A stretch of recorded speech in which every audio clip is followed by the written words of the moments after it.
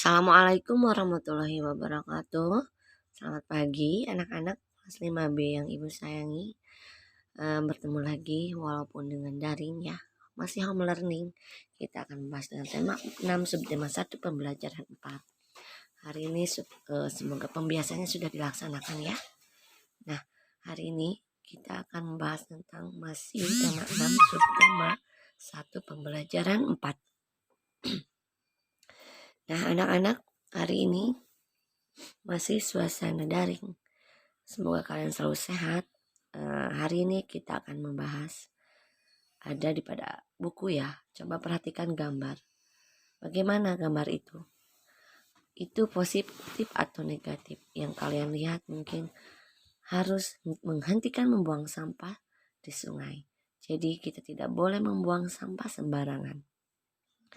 Jadi itu termasuk gambar papan iklan tersebut merupakan salah satu media yang digunakan untuk menyampaikan informasi kepada masyarakat melalui media cetak. Nah, setelah itu, kalau kalian sudah mendapatkan informasi sesuai papan iklan tersebut, kalian harus membuang sampah pada tempatnya. Nah, coba perhatikan gambar di sini. Ada keadaan lingkungan di pantai dan lingkungan di sungai. Bagaimana ya? Apakah itu baik atau tidak? Di lingkungan pantai karena ada banyak sampah sama dengan lingkungan sungai. Sampah pun berserakan akibat dari manusia itu sendiri yang membuang sampah sembarangan. Akibatnya lingkungan sekitarnya akan menjadi kotor. Nah, anak-anak hindari perbuatan seperti itu ya. Lalu setelah kita membahas tentang lingkungan alam yang kotor itu, ada pengaruh negatif interaksi manusia dengan lingkungan alamnya. Nah, kita akan membahas itu. Kita baca di dalam buku paket juga ada. Nah, manusia tidak dapat hidup tanpa mengandalkan lingkungan alamnya. Dari alam manusia memperoleh banyak manfaat untuk memenuhi kebutuhannya. Ada pertanian, perkebunan, perikanan, peternakan merupakan bentuk-bentuk interaksi manusia dengan lingkungan alamnya untuk memenuhi kebutuhan hidupnya. Manusia memelihara alam sedemikian rupa agar dapat dimanfaatkan dengan baik untuk memenuhi kebutuhan manusia dan makhluk hidup lainnya. Nah, itu termasuk pengaruh negatif interaksi manusia dengan lingkungan alam yang ada di sekitar kita. Nah, itu termasuk bentuk-bentuk interaksi manusia ya anak-anak. Pasti dapat dipahami. Lalu, kita akan melihat pada pengaruh negatif interaksi manusia dengan lingkungan alam. Ada masyarakat membuang sampah sembarangan. Hal ini terjadi mengakibatkan sungai pun kotor. Lingkungan di sekitarnya pun kotor. Dan akibatnya pun akan terdampak pada lingkungan sekitarnya. Ya, manusia pun akan mendapatkan akibatnya kalau kita membuang sampah sembarangan. Nah, itu termasuk interaksi manusia dengan lingkungan alam. Kalau pengaruh negatif itu selalu dilaksanakan, karena membuang sampah sembarangan itu tidak boleh.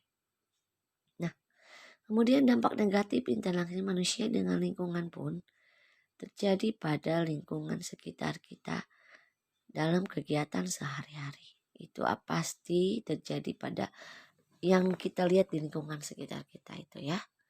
Nah, dampak negatifnya itu. 1. Akibatnya banjir karena saluran air yang terganggu oleh sampah dari kegiatan manusia. Yang kedua, bencana tanah longsor pun disebabkan karena manusia itu sering menebang pohon di tanah yang landai. Kemudian kebakaran hutan karena kecerobohan manusia menyebabkan kerusakan dan kerugian yang sangat besar. Nah, itu dampak negatif interaksi manusia dengan lingkungan alam. Jadi akibatnya kalau manusia itu sendiri membuang sampah sembarangan, dampaknya akan banyak. Ya, seperti contoh yang barusan kita bahas ya. Kemudian, sesudah itu, dapatkah manusia hidup tanpa mengandalkan lingkungan alamnya? Mengapa?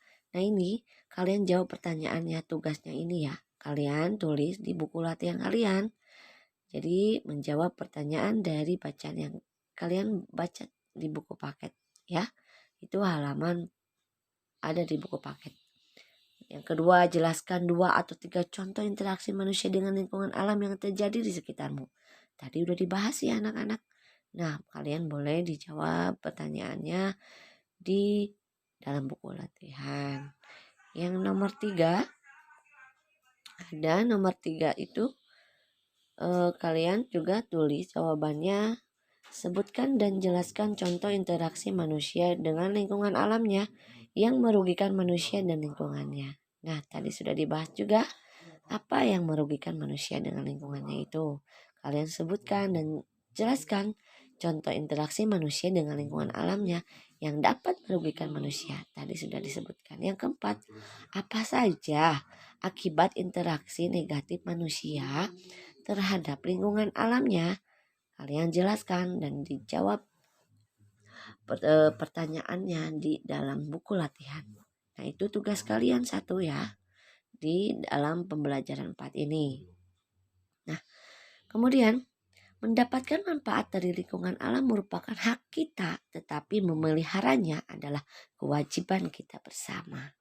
Nah, jadi kalian bisa dipahami ya, apa hak kita, apa kewajiban kita. Jadi hak kita mendapatkan manfaat dari lingkungan alam tersebut, kewajibannya pun kita harus memelihara alam tersebut. Udah dipahami ya anak-anak? Apa hak kita dan kewajiban kita dalam lingkungan alam sekitar kita. Nah, setuju sekali, ada hak pasti ada kewajiban. Betul begitu kan anak-anak? Kita sebagai pelajar pun memiliki kewajiban yang harus kita lakukan selain hak yang seharusnya kita dapatkan. Apa saja kewajiban kita? Nah, kita akan membahasnya. Hak kita, kewajiban kita dalam memelihara atau memelihara kewajiban kita di lingkungan sekitar kita. Nah, kewajiban warga negara dan siswa, apakah yang kamu rasakan jika sekolahmu dipenuhi dengan sarana belajar yang kotor, penuh coretan, dan rusak? Dapat dibayangkan kan?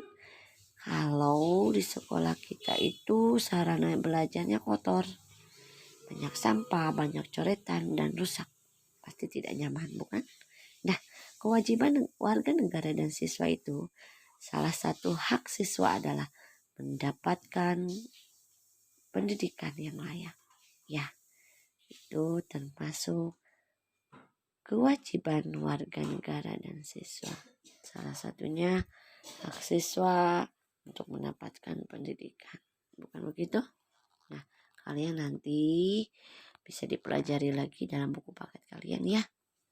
Nah, kemudian salah satunya ada saat yang sama siswa juga mempunyai kewajiban untuk menjaga sarana pendidikan agar haknya terpenuhi.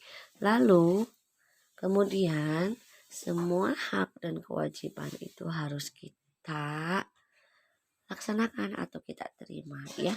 Karena pendidikan akan terpenuhi kalau semua hak dan kewajibannya seimbang.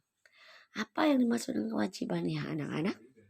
Menurut Kamus Besar Bahasa Indonesia, kewajiban berasal dari kata wajib yang berarti harus dilakukan atau diamalkan, sehingga kewajiban adalah sesuatu yang wajib kita laksanakan.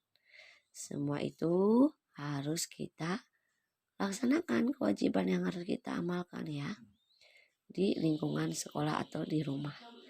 Nah, kemudian kewajiban warga negara dan siswa juga. Semua siswa yang sedang belajar di Indonesia wajib mengikuti peraturan yang ditetapkan negara melalui undang-undang. Nah, kalau kewajiban itu kalau ditetapkan oleh negara, kita harus patuh dan wajib melaksanakan melalui undang-undang yang sudah ditetapkan oleh negara. Kemudian yang kedua, semua kewajiban ini harus dilakukan untuk menjamin seorang siswa mendapatkan haknya. Nah, jadi semua kewajiban ini harus dilakukan untuk menjamin seorang siswa mendapatkan haknya. Lalu kemudian hak-hak yang siswa yang harus kita laksanakan atau kita terima itu pasti sudah ditetapkan ya. Kemudian, seorang siswa berhak untuk mendapatkan kewajiban yang layak. Maka kewajiban siswa antara lain mentaati peraturan yang berhubungan dengan pendidikan. Misalnya mentaati peraturan sekolah. Nah, peraturan sekolah pun harus kita taati. Wajib kita taati. Ya, supaya keadaan sekolah kita dapat teratur. Nah, yang harus kalian kerjakan ini juga ada satu lagi. Hak dan kewajiban siswa di sekolah. Kalian tulis dan kerjakan di buku latihan. Nanti kalian hasilnya dikirim ke classroom ya. Jadi hakmu sebagai anak di sekolah. Hakmu di rumah. Dan kewajiban sebagai anak di rumah. Dan hakmu sebagai anak di sekolah. Dan kewajiban sebagai anak di sekolah. Ya. Nah, itu yang harus kalian kerjakan. Terima kasih. Mungkin sudah tema 6 subtema 1 pembelajaran 4-nya dicukupkan sekian. Mudah-mudahan bermanfaat. Semoga kalian selalu semangat dan selalu rajin belajar dan selalu rajin membaca buku. Tidak patah semangat walaupun kita masih stay at home. Terima kasih. Wassalamualaikum warahmatullahi wabarakatuh. Sampai jumpa anak-anak. Terima kasih ya.